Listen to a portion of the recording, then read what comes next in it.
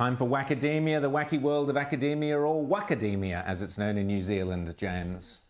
Yes, indeed, Wackademia. It's in full swing in New Zealand, or Aotearoa now, as they like to call it. And I keep saying, guys, that New Zealand is this great sort of early warning system for us here in New Zealand. And here's just yet another small example.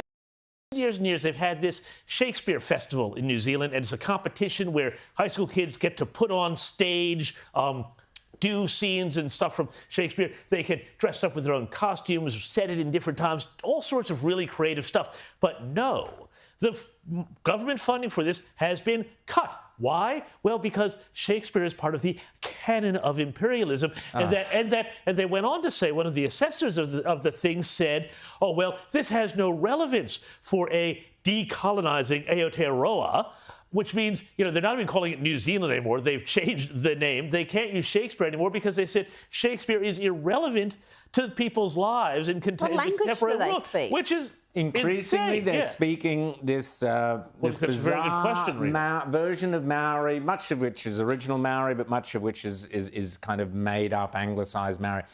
As James says, this is the early warning system for Australia. Rita, we've seen this is yet again, as we were talking about earlier, attack Shakespeare, attack Vincent van Gogh, attack all components and destroy them, literally and metaphorically, of Western civilization. This is what's happening. Well, this was always the threat.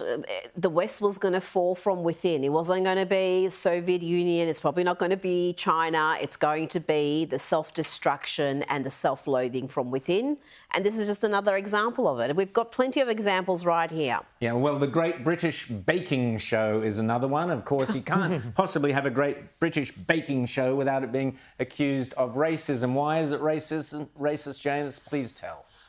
Well, I think it's just sort of more culinarily weird that the Great British Bake Off decided to have a Mexican week. I'm not exactly sure what sort of pastries we've been talking about here. But, yeah, apparently so, because, at one point they wore sombreros and serapes. This got the New York Times absolutely in a tizzy because, of course, the New York Times is now, going onto Twitter and finding out what people are angry about rather than reporting real news. And always with these sort of stories, I bet there's actually nobody in Mexico who's offended. It's always some privileged, white, miserable soul from New York, probably. Yeah, from Park Slope. Who wants to be offended on behalf of others.